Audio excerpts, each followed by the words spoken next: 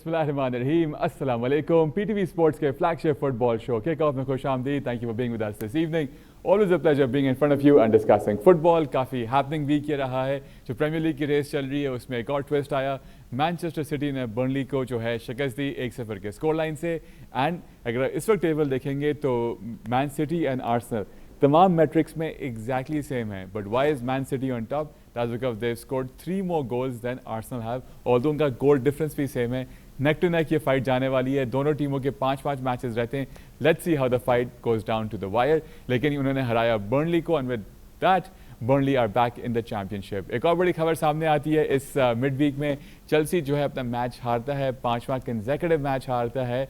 And उसके साथ साथ जो उनके मैनेजर हैं Rosenior, he becomes the latest managerial victim to be shown the door in the English Premier League. उसके साथ साथ अगर हम बॉटम हाफ की बात करते हैं, रेलीगेशन की बात करते हैं, वेस्ट हैम ये मैच जीत के आराम से 4 पॉइंट का गैप अपने एंड स्पर्स के दरमियान खोल सकता था। ऐसा हुआ नहीं। They drew their match, although उन्होंने बड़ी अटैकिंग फुटबॉल खेली। But again, the fight for the relegation goes on. Burnley is out. Wolves are pretty much out as well. Which will be the third team? We will find out. उसके साथ साथ Coventry are now in the Premier League. Frank Lampard is in the Premier League as well.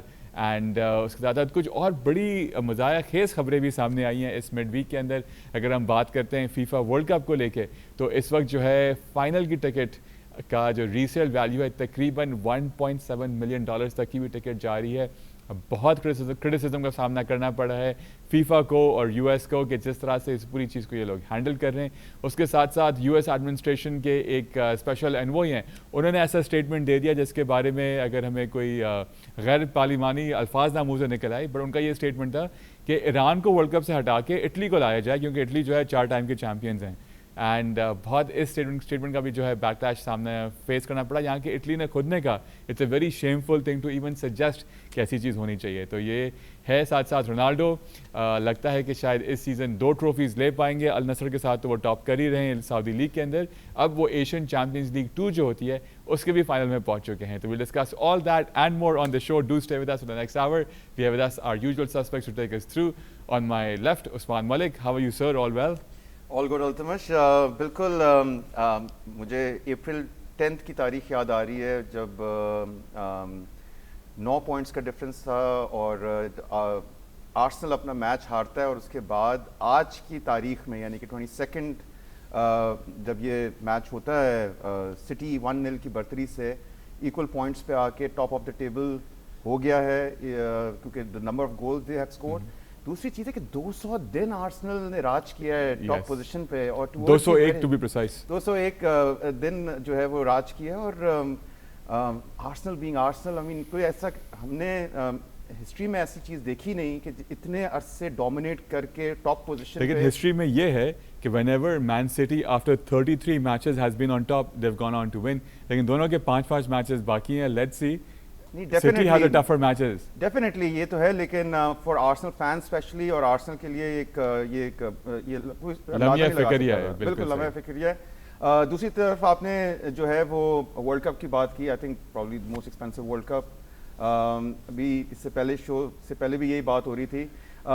तो जो commute है definitely वो भी होगा, और फिर जो टिकट्स की बात है, तो मुझे ऐसा लग रहा है कि मुझे अपना इरादा जो है वो तर्क कर देना चाहिए। आप दोनों तो दोनों आप जो अगले मेहमान को हम इंट्रोड्यूस करने जा रहे हैं, आप माशाल्लाह से आप दोनों तो वर्ल्ड कप चैंप से हर जगह हर वर्ल्ड कप में पहुंच जाते हैं। हमारी उम्मीद है कि आप हमारे साथ होंगे। आपने डरा दिया अब। अब्दुल लतीफ दादा बॉय सर, कैसे हैं आप? ठीक हैं, खैरियत? All well, thank you. वो 1.7 मिलियन का आप ही तो नहीं लेने वाले? नहीं, मेरा ऐसा कोई इरादा नहीं है। अल्तमश ऑन एयर बात करूंगा, टैक्स अथॉरिटीज अलर्ट हो जाएंगी।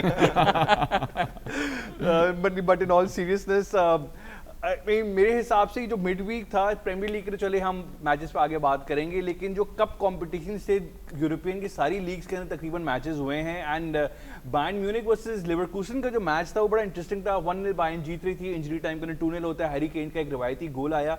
And it's after 6 years that they have reached the final of the German Cup. So मेरे ख्याल से ये एक अच्छा मौका है कंपनी को कि एटलीस्ट डोमेस्टिक डबल तो कर ले, और ट्रेबल तो obviously it's still alive there in the semis. And मेरे हिसाब से जो बेस्ट मैच था इस मिड वीक का, it was Atalanta versus Lazio, the Coppa Italia semifinal second leg. Penalties पे जाता है, और वो एडवार्डो मोटा जो हैं लात्सियो के goalkeeper, he made 4 penalty saves. It was a thing of beauty. इतना मैंने एंजॉय किया उस शूट आउट को, because that man was on fire. आप कहीं भी बॉल मार दें, उसने डाइव करके सेव करनी, बहुत मैंने एंजॉय किया था वो मैच, स्पेशली वो शूट आउट जो था। और इसके अलावा एक और जो न्यूज़ है, यहाँ पे पाकिस्तान में भी नेमार के बहुत ज़्यादा फैंस हैं। उस सैंटोस का जो लास्ट मैच हुआ, उसके मैच खत्म होने के बाद उनकी एक क्राउड के साथ एक बड़ा अनसेवरी इंसिडेंट हो गया, जहाँ पे उन्होंने काफ़ी बुरे अल्फाज इस्तेमाल किए क्राउड के लिए, और उनके साथ बड़ा बजे लड़ रहा था। और वो उस मैच में इतनी पुअर परफॉर्मेंस थी, constantly give the ball away, he just could not run. उनको एक दो मौके मिले तो he shot wide. He is, you know, he's not fully fit. I honestly believe that कि वो pace, वो running वगैरह उससे इसीलिए हुई कार्लो नहीं है। एंचेलोटी जो हैं बहुत ही हेजिटेंट हैं, इवन जो फ्रेंडलीज हो रहे हैं उसमें भी उनको वो नहीं इंक्लूड कर रहे। अल्टीमेटली लेकिन ब्राजीलियन मीडिया बहुत ज्यादा प्रेशर बिल्ड कर रहा है एंचेलोटी पे, क्योंकि नेमार की एक पूरी पीआर मशीनरी है। वो सोशल मीडिया पे हर जगह ये इस तरीके से कर रहे हैं कि भाई एंचेलोटी को प्रेशर है, किसी ना किसी तरीके से वो स्क्वाड में शामिल हो नेमार। लेकिन I think it will be the worst decision ever, because that man is past his prime, he is not fit at all, and he would not deserve a chance in the Brazilian national squad. And I think Ancelotti हम सब में से smart है, he will make the right decision. I'm fully confident about that. वैसे I do have to से कि इस mid week में बड़े इन डेप्थ आपने फुटबॉल देखी और क्या शुरू में एनालिसिस कर दिए दूसरा कोपा इटालिया की उन्होंने बात की, दूसरी तरफ इंटर ने कोमो को हराया है और मई 13 एंड दे केम बैक। या देखिए और मई 13 को जो है वो फाइनल होगा।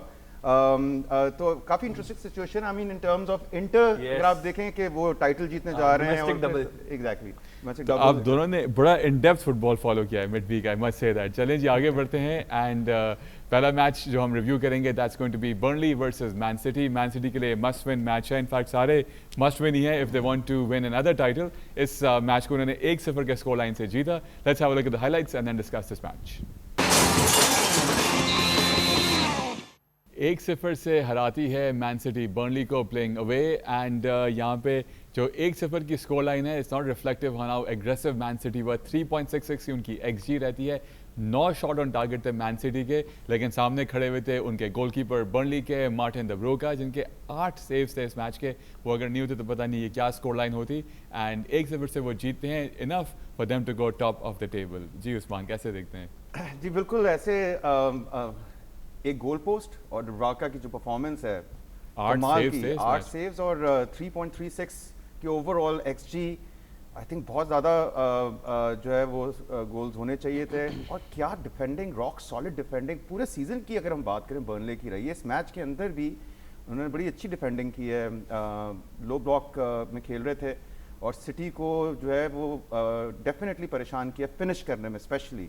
बट इस जैसी टीम जो कि इतनी अच्छी ओवरऑल में अगर इनकी डिफेंडिंग की बात करूं रेलीगेट हो रही है, तो बर्नले के लिए जो है वो some results were definitely unfair. हाँ, Their बिल्कुल। performance is better than what the scoreline reflects for them for sure. Definitely. तो देखा जाए तो इस मैच के अंदर सिटी पे बहुत ज़्यादा प्रेशर था, बिकॉज ऑफ कोर्स ये रिफ्लेक्ट तो नहीं कर रही 1-0 की स्कोर लाइन, लेकिन एक बड़ा प्रेशर था क्योंकि ये मैच उनके लिए जीतना बहुत इंपॉर्टेंट था। एक आर्सेनल को भी एक जहनी तौर पे भी जो है उनको एक एज हासिल करने के लिए।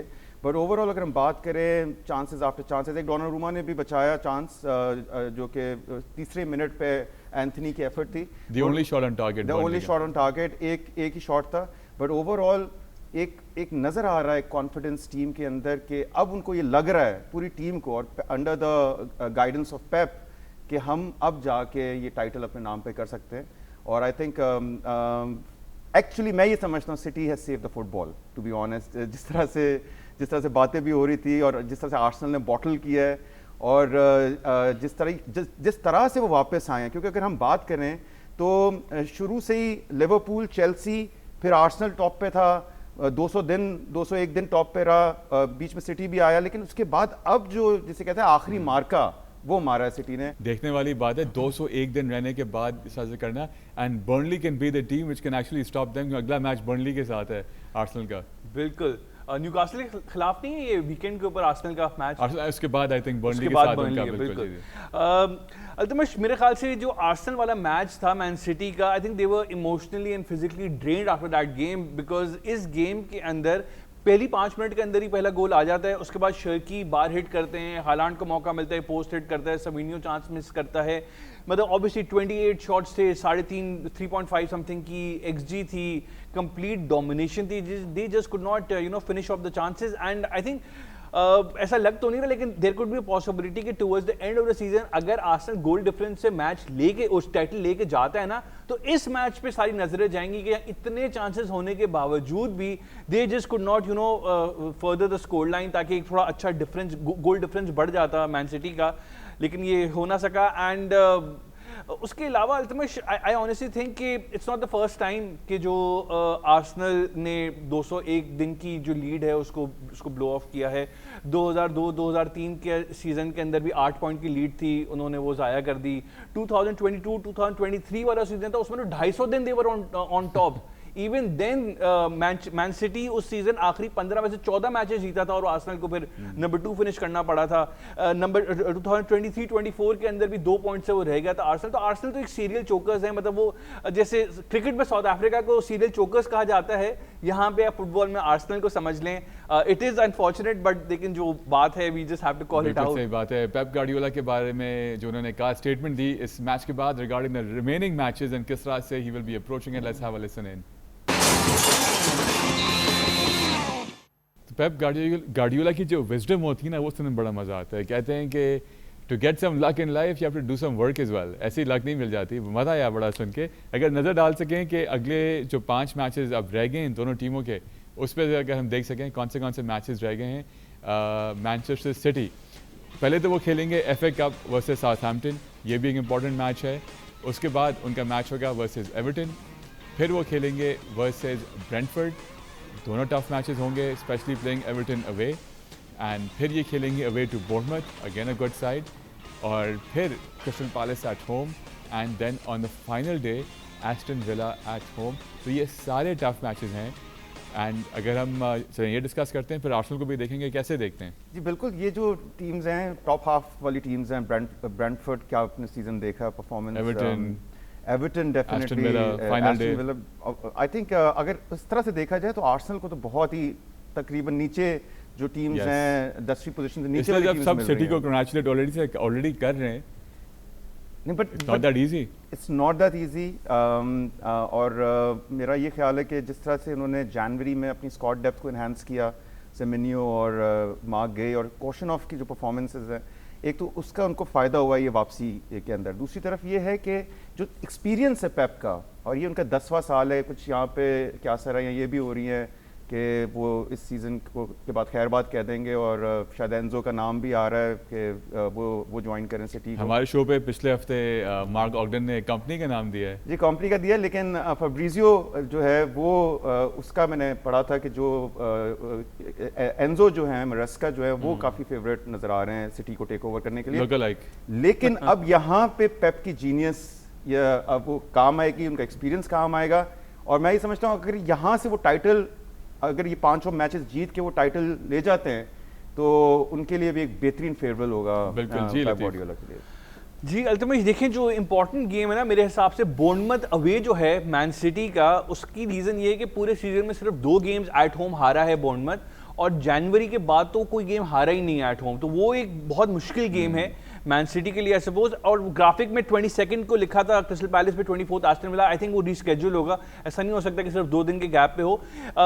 मैं जो थोड़ा पढ़ रहा था अल्तमश कि सिटी के जो आखिरी 2 हफ्ते होंगे, उन दोनों हफ्तों में मिडवीक गेम्स का उनको सामना करना पड़ेगा, बिकॉज क्रिस्टल पैलेस के अभी सेमीफाइनल भी उन्होंने खेलना है जो कॉन्फ्रेंस लीग का है, उसके बाद अगर फाइनल के लिए क्वालिफाई करते हैं तो बहुत ही कम स्पेस है वो गेम रीस्केड्यूल करने का। और ये गेम रीस्केड्यूल करने की वजह ये है कि उस वीकेंड पे मैनचेस्टर सिटी कैराबाओ कप का फाइनल खेल रहा था, तो इस वजह से एक ये गेम थोड़ा ऑड है। और लेकिन एक दूसरी भी एक इंटरेस्टिंग बात ये है कि मैन सिटी का जब अगला मैच है उससे पहले आर्सेनल 2 प्रीमियर लीग के मैचेस खेल चुका होगा, so they could be 6 points ahead, और फिर एक ऑब्वियसली प्रेशर शिफ्ट हो जाएगा मैन सिटी के ऊपर टू विन अगेंस्ट एवर्टन जो उनका नेक्स्ट मैच है। तो it's going to be really fascinating I believe. बिल्कुल सही बात है। इसी पे आर्सेनल के जो रिमेनिंग 5 मैचेस है उस पर नज़र डालते हैं कि who do they have on the road. And Arsenal खेलेगा वर्सेस न्यूकासल, और उसके बाद वो चैंपियंस लीग में they will be away to Atletico Madrid. फिर वापस जब प्रीमियर लीग शुरू होगी they will be facing the London rivals Fulham at home, फिर they will be playing Atletico Madrid at home, and उसके बाद they will be playing away to West Ham, again the London rivals. West Ham पूरी ताकत लगाएगा to win that match to stay in the Premier League. Then They play Burnley at home as well, and on the final day, which is a tough match, Crystal Palace away. That's also a very interesting road ahead, but definitely looking easier than the one which Man City has. जी उस्मान, कैसे देखते हैं आप? And on the final day, even playing against Crystal Palace, Selhurst Park will not be an easy ride. Exactly इसके अंदर जो है एक champions league का एलिमेंट है, जो कि कप एलिमेंट जो है वो सिटी के पास भी है, लेकिन उनके जो ओपोनेंट्स हैं वो इतने मजबूत नहीं है कंपेयर टू एथलेटिको मैड्रिड अगर हम बात करें। तो 2 मैचेस यहाँ पे ऐड अप हो रहे हैं आर्सेनल के लिए, जो डेफिनेटली उनके लिए फटीग का बायस बन सकते हैं। बट जितने बाकी टीम्स हैं अदर देन क्रिस्टल पैलेस और फुलहम में भी जो टॉप हाफ में बाकी जो टीम्स हैं, वेस्ट हैम, बर्नले तो मेरा अब खत्म हो गया है, तो अब वो किसके लिए खेलेंगे, या हो सकता है आर्सेनल को गिफ्ट करते अपनी प्राइड के लिए खेलेंगे डेफिनेटली। बट जिस तरह का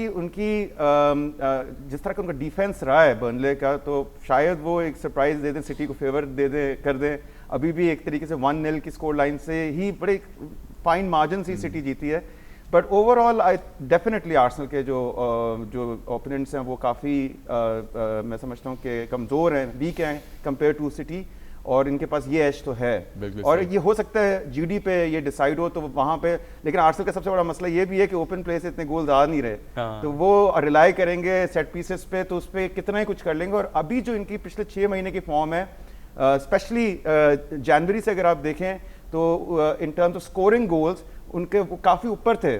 सिटी ने कैचअप कैसे किया, क्योंकि सिटी ने ज़्यादा नंबर ऑफ गोल्स स्कोर किए हैं, तो वो गोल स्कोरिंग में ड्रॉप हो गए and the match is lost as well. जी लेती बिल्कुल। आर्सेनल के लिए जो ट्रिकी टाई होगा ना मेरे हिसाब से, वो एथलेटिको मैड्रिड के 2 फिक्चर्स के बीच में जो सैंडविच हुआ है फुलहम का टाई, वो मैं समझता हूँ एक बड़ा एक मुश्किल मुकाबला होगा, बिकॉज ऑब्वियसली आर्सेनल का सारा फोकस वहां पर होगा चैंपियन लीग के अंदर, बिकॉज वो बहुत बड़ी ओकेजन है उनके लिए, और first time in their history back to back semifinals खेल रहे हैं वो चैंपियन लीग के। और इमीडिएटली उसके बाद वेस्ट हैम का भी मैच है, तो वेस्ट हैम तो they have everything to play for. तो ये दो thing is other teams don't have much to play for. Burnley is finished and Fulham जो है वो सेफ है, they are in the safety zone as well again.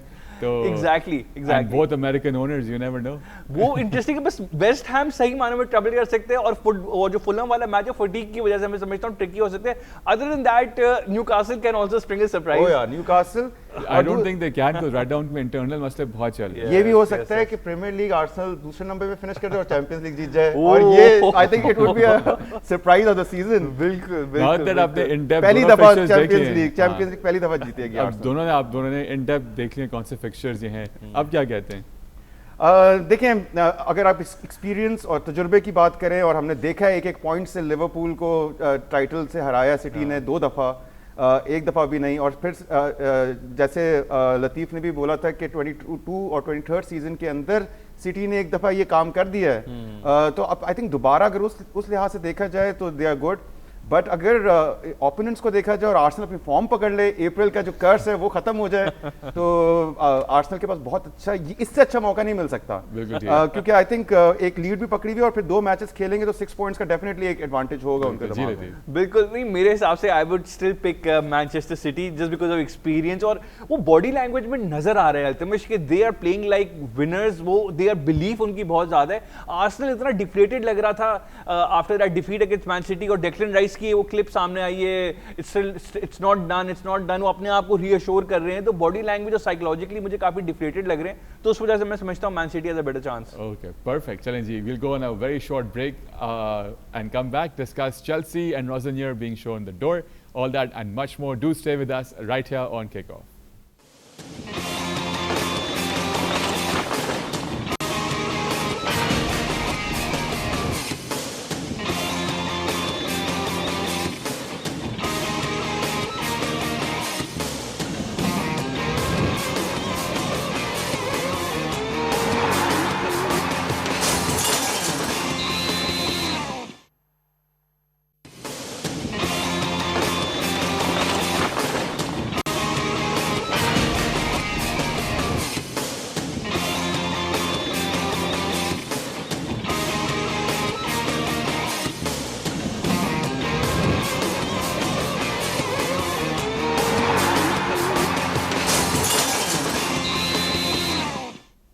Break की बात खुशामदीद. Thank you for staying with us right here on Kickoff. Break से पहले we were discussing Man City beating Burnley and their potential path to becoming the champions of the Premier League once again. Could that be possible? Time will tell. 5 matches अभी भी रहते हैं. आगे बढ़ते हैं. एक और बड़ी न्यूज़ जो इस midweek में सामने आई, that was Chelsea not just losing and also not just giving up their space to Brighton, क्योंकि वो उसको लीप फ्रॉग कर गए in the champions league places. उसके साथ साथ उनके जो मैनेजर हैं रोजनियर, उनको भी सैक कर दिया गया. ये सब डिस्कस करते हैं, लेकिन पहले वो मैच देख लेते हैं which led to all of this. Brighton at home versus Chelsea, beating them 3-0. ये समझ में नहीं आया कि जो चेल्सी के गोलकीपर हैं, क्या वो अपनी साबिक टीम के साथ ही तो नहीं खेल रहे थे, क्योंकि पहले वो ब्राइटन के गोलकीपर हुआ करते थे. इस मैच में Chelsea had 0 shots on target. Unbelievable for a team like this with the striking power which they've had. और हम एक सीज़न की बिगिनिंग की हम बात करते हैं, तो बात तो ये हो रही थी जब मेरेस्का यहाँ थे कि they might just be challenging for the title as well. और अब वो हो गया कि अब वो ब्राइटन को उन्होंने अपनी जगह दे दी है for a Champions League और for a European place as well. What's exactly happening at Chelsea? 5 consecutive matches अब ये हारे हैं. The last time this happened was in 93-94, and the last time when they didn't score in 5 matches was all the way back in 1912, 1913, and I know Usman was even there watching those matches. लेकिन क्या हो रहा है Chelsea के साथ? 1930 13 आप 13 आप थे वहाँ पे. नहीं, काशिफ थे आप आई थिंक मिस आउट कर रहे हैं. बट बिल्कुल आप बिल्कुल सही कह रहे हैं. जो असिस्ट दी थी सैंचेज ने, वो लग ऐसे ही रहा है कि वो ब्राइटन के साथ ही खेल रहे हैं और वो अपनी पुरानी टीम को भूले नहीं. और लतीफ़ ने मुझे और फर्दर इन्फॉर्मेशन ये दी है कि ये ब्राइटन के भी नंबर 2 थे. तो आप अंदाज़ा लगाएं कि क्या ज़बरदस्त चेल्सी की रिक्रूटमेंट पॉलिसी है. और आप ये देखें जो ब्रूको इनकी जो क्लब वर्ल्ड कप का फाइनल था, वो सैंचेज ने बड़ा हाथ था उसका टू मेक द मिनट. मैं समझता हूँ उसमें एंजो मरेस्का को क्रेडिट देना चाहिए. ऑफ कोर्स वो तो बनता ही है. जो टॉप नॉच जो आप प्लेयर्स तो देखें, कोल पामर नजर ही नहीं आ रहा पिच पे, मतलब ना उसकी परफॉर्मेंसेस नजर आ रही है. मैच खेल नहीं रहा था ये नहीं, मैं इसकी बात नहीं कर रहा, ओवरऑल में बात कर रहा हूँ. 5 कंसेक्यूटिव डिफीट, 0.40 का एक्सजी. चेल्सी जैसी टीम आप अगेंस्ट ब्राइटन खेल रहे हैं और 0.40 की इस मैच के अंदर एक्सजी. तो आई थिंक ब्राइटन तो कंप्लीटली दे स्कूल्ड देम.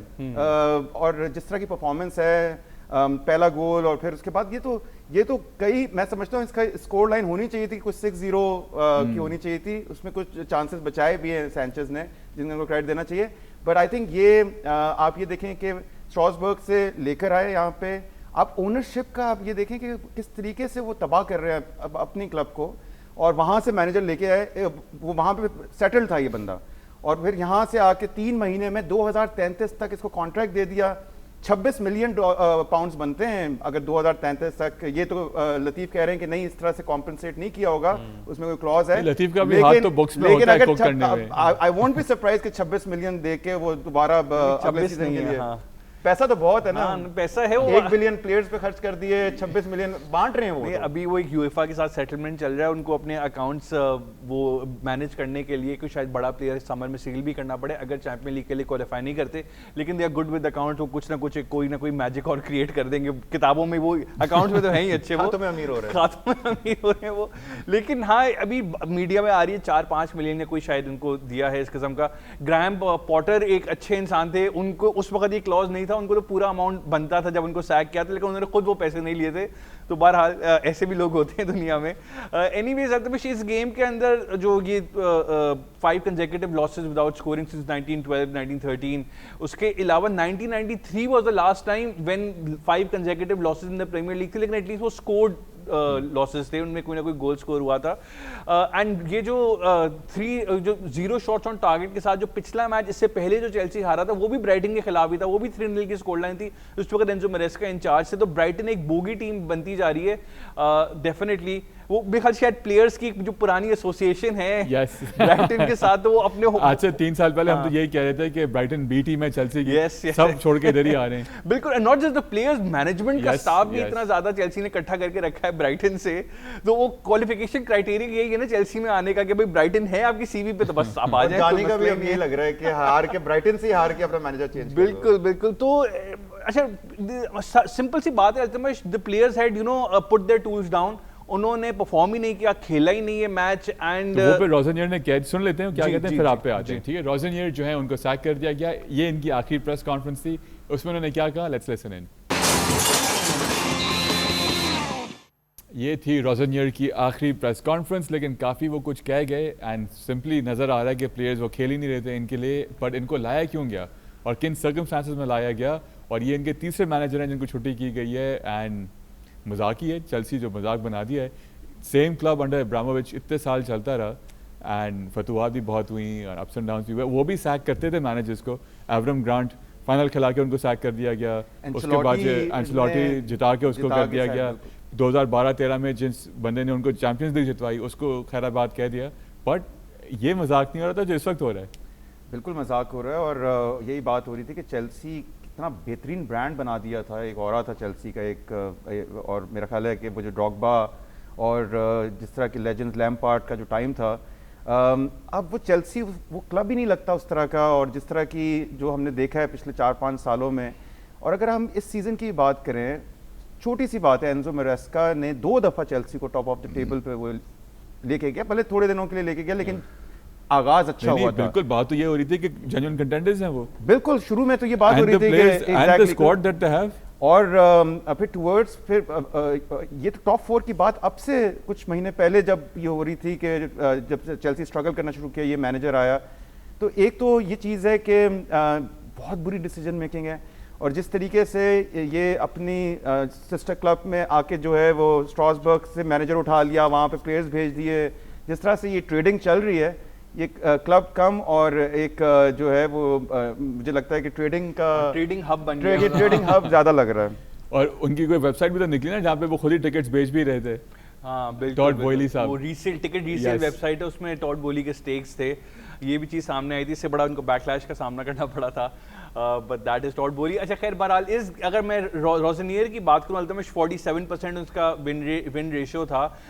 जैसे हम लोगों ने अभी ये डिस्कस किया कि players had stop playing for him and it's not just right now, वो उन्होंने अपनी ड्रेसिंग रूम के अंदर रिस्पेक्ट कभी वो बना ही नहीं सके। एक बड़ा सिंपल सा एक बड़ा वाकया था कि against Arsenal in the Carabao cup, एक वो बॉल आती है टच लाइन पे, वो बॉल कंट्रोल करने की कोशिश करते हैं, उनके पैर से लग के बॉल साइड में चली जाती है, तो एस्टिवाओ ने मैच के बाद उससे पूछा भी रोजनियर से, have you ever played football?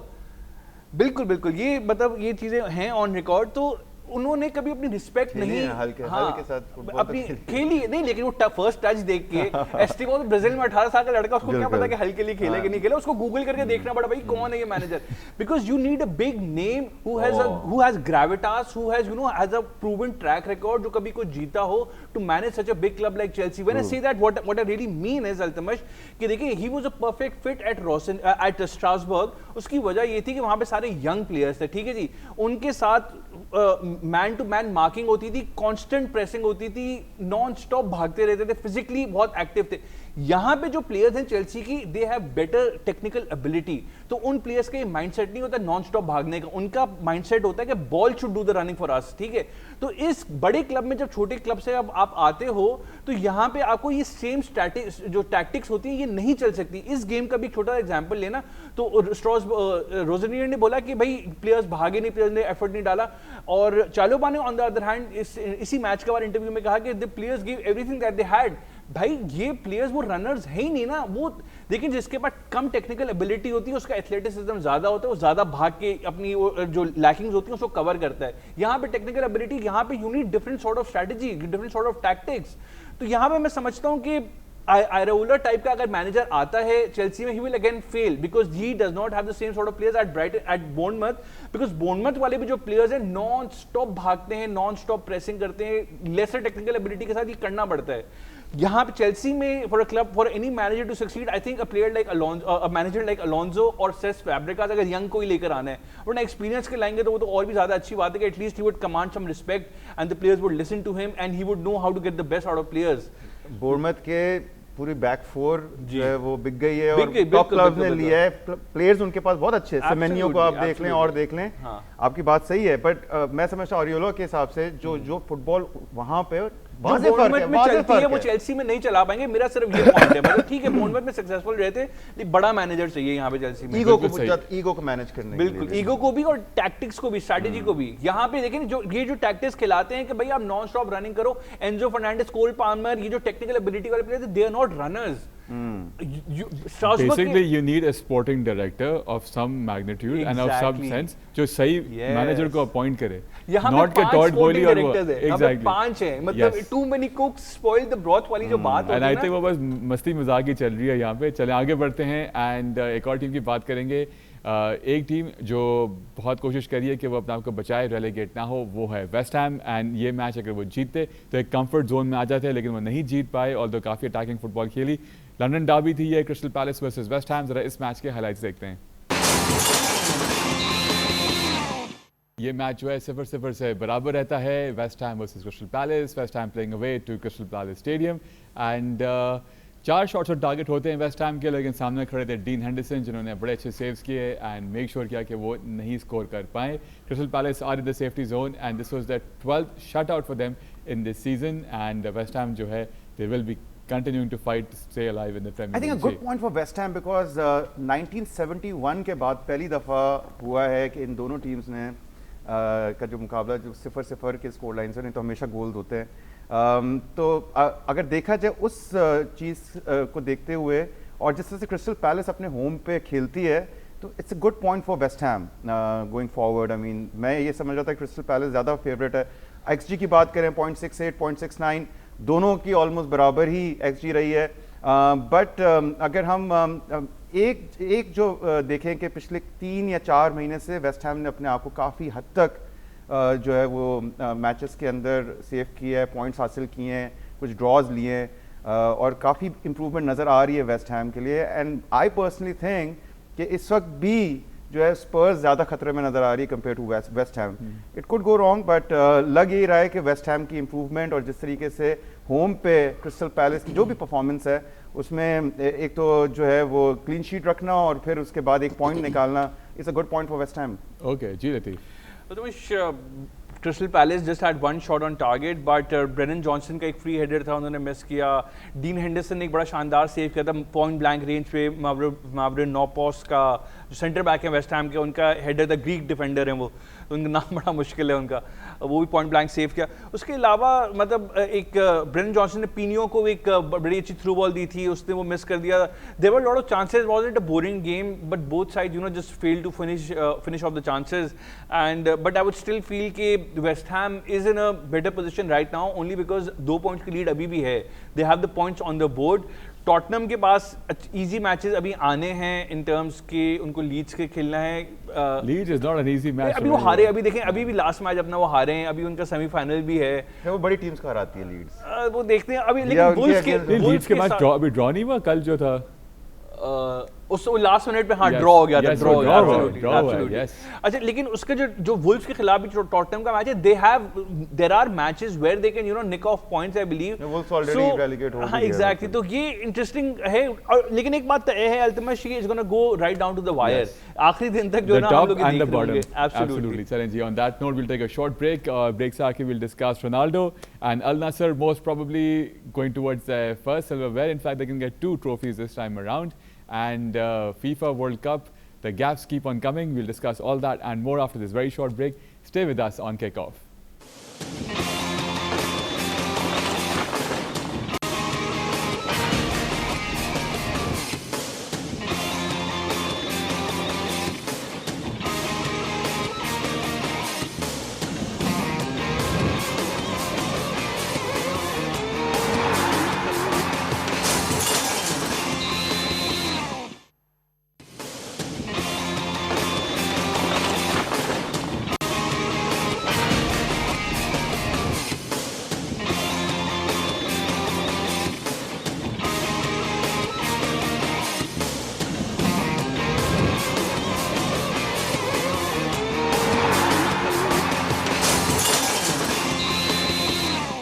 Break के बाद खुशामदीद. Thank you for staying with us right here on Kickoff. And as we come towards the last segment of our show, कुछ मेन खबरें इस मिड वीक में उनको डिस्कस कर लेते हैं. एक बहुत बड़ी कह सकते हैं कि भौंडी खबर सामने आई फीफा वर्ल्ड कप को लेके. इनफैक्ट 2 आई. एक तो यह है कि जो फाइनल होने वाला है उसके अंदर ticket resale value has gone up to $1.7 million.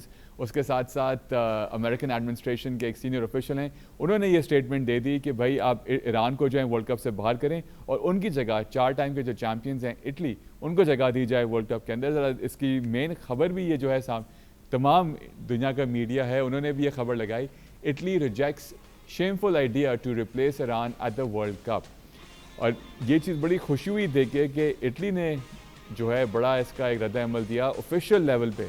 जो इटालियन FA है उनके cheap and her Italian football हल्के ने जो है बिल्कुल डिनाउंस किया है इस चीज़ को एंड कहा कि ऐसा हो ही नहीं सकता और हम खुद नहीं खेलेंगे अगर हमें ऐसी सर्कमस्टांस दी जाए जहाँ पे एक कंट्री जो क्वालिफाई करके आई है उसको अपने पॉलिटिकल बेसिस के ऐसे आप बाहर कर दें।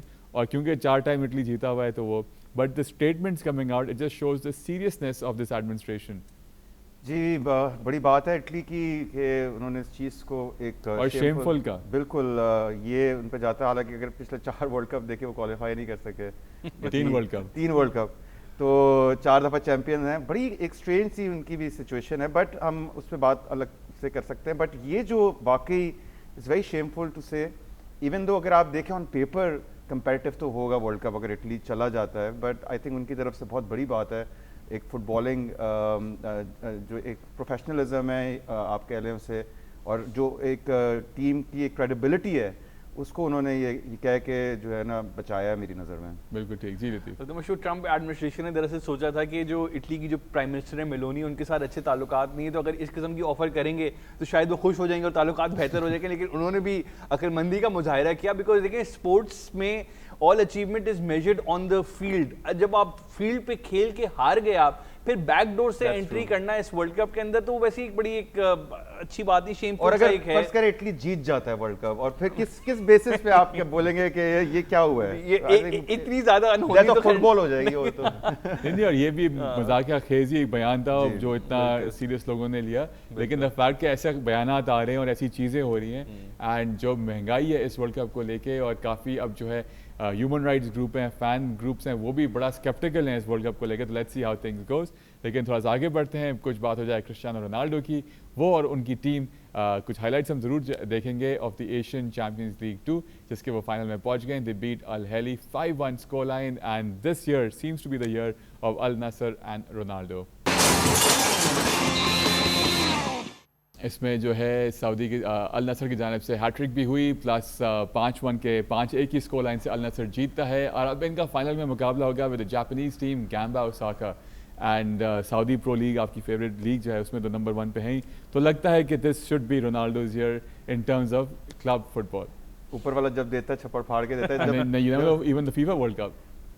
बिल्कुल बिल्कुल, जहां हम ये बात कर रहे थे कि रोनाल्डो जैसा गोट लेजेंड पहली दफ़ा होगा कि सऊदी जाके कोई ट्रॉफी नहीं ली, इतने पैसे ले लिए, हड़ताल प्रोटेस्ट कर लिया, स्ट्राइक पे चले गए, इस बात पे चले गए कि अल हिलाल को जो है वो बेंजीमा क्यों साइन हो गया और ये तो जो टिल्ट हो रहा है उस अल हिलाल की तरफ हो रहा है, वो सारी चीज़ें की। और आप देखें कुछ लक का भी होगा अमल दखल, कुछ लीग का भी अमल दखल होगा।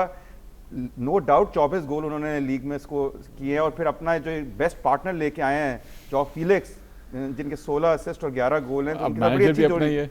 मैनेजर भी अपना ही है और जिस तरह से डिसीजंस आ रही हैं अंपायर भी लग रहा है ये कि फेवर कर रहे हैं रोनाल्डो को, और हो सकता है वो 3 ट्रॉफीज जीत जाएं और फिर उसके बाद बिल्कुल। ये इनफैक्ट अल हिली के जो इवान टोनी थे उन्होंने तो क्लियर कहा कि भाई मुझे तो रेफरी ने कहा है कि focus on the AFC champions league, तो और फिर उसके बाद इन्वेस्टिगेशन वगैरह हुई थी, मुझे नहीं पता उसका रिजल्ट क्या आया, लेकिन डेफिनेटली इस टाइप के मामला लग रहे हैं। इस मैच के अंदर भी सेमीफाइनल में अल हिली के खिलाफ किंग्सली कोमन ने हैट्रिक स्कोर की है, सो दे प्लेड रियली वेल। और इनका जो फाइनल है वो मई 16 को है, लेकिन वो भी रियाद के अंदर ही है, वो भी रियाद के अंदर है। और इनका मसला अल हिली सऊदी और ये कतरी इनके साथ ही चल रहा है, 2-3 है। लेकिन मैं सिर्फ ये कहना चाहूंगा कि इस कंपटीशन को हमें यूरोपा लीग की तरह देखना चाहिए, because it's not the main elite AFC। जो मेन इलीट AFC है उसका जो फाइनल है वो इनफैक्ट कल ही है, एंड दैट इज अगेंस्ट अल हिली वर्सेस जेल्विया करके एक टीम है, तो जिसमें इवान टोनी खेलते हैं और अल हिली की बड़ी मशहूर टीम है, रोबर्टो फर्मिनो भी उस टीम से खेल चुके थे। तो it's gonna be interesting to watch the men final tomorrow. और ये जो यूरोपा लीग को समझ लें हम इसे, तो ये फाइनल फिर मई 16 को होगा। भाई जैसे डिग्री होती है, ट्रॉफी होती है। सही बात है। और before we go Bernabeu Stadium, the famous stadium of Real Madrid, it turned into a tennis court for an exhibition match. जहाँ पे हमने देखा Rafael Nadal, Thibaut Courtois, the goalkeeper of Real Madrid, साथ-साथ Yannick Sinner, the world number 1 right now, along with Iga Swiatek, the number 1 player in women's tennis. They all descended at the Bernabeu, but not for a football match, a tennis match, that too on a clay surface. Hence, Rafa Nadal was there as well. Let's have a look at how the amazing stadium was transformed into a tennis court. Very nice scenes over there, seeing the Bernabeu turn into a tennis court, and we know that immediately after that it turned into a football stadium once again. Amazing technology and the work they've done. हमारी भी हसरत है कि हमारे पास भी कुछ इसके नज़दीक तो खैर decent stadiums हमारे पास भी हों, but football, tennis coming together, we saw Courtois, we saw Bellingham, Nadal, Yannick Sinner, Iga Swiatek, amazing. पर ये दिखा दिया है जो स्टेडियम के अंदर जिस तरह की टेक्नोलॉजी है। राफा नडाल आपके फेवरेट, बड़े रियल मैड्रिड के बड़े फैन हैं वो शुरू से बिल्कुल है। जी लतीफ़ Gee, Altamish, it must be a dream come true for Rafa Nadal to play at the famous Bernabeu, play on his favorite clay court as well. Friendly matches ऐसे खेले फुटबॉल के उन्होंने, लेकिन टेनिस खेलना Bernabeu पे तो उनके लिए बहुत बड़ी बात होगी। और सिनर भी of course, and to play with Courtois and Jude Bellingham as partners, what an achievement. और ये Bernabeu जो अल्टीमेट इसी वजह से रियल मैड्रिड के जो रेवेन्यूज हैं, it is one of the highest in the world because it is a multipurpose arena. इसको किसी भी तरीके से उसको ट्रांसफॉर्म किया जा सकता है। और जब फुटबॉल नहीं हो रहा होता, यहाँ पे कॉन्सर्ट्स हो रहे होते हैं, यहाँ पे डिफरेंट इवेंट्स हो रहे होते हैं, एनएफएल के भी मैचेस कुछ स्केड्यूल होते हैं यहाँ पे during the season at the Bernabeu, so that's one of the reasons for the high revenue. Camp Nou तो वेडिंग के लिए भी कैंप नो अभी अंडर कंस्ट्रक्शन है जो नया परफेक्ट। चलें ठीक है उस्मान, आपका बहुत शुक्रिया। लतीफ़ आपका भी बहुत शुक्रिया इस बार। उम्मीद है you guys had a good time in our show. इंशाल्लाह आपसे बहुत जल्द फिर मुलाकात होगी। Till we meet again, take good care. Allah Hafiz for now.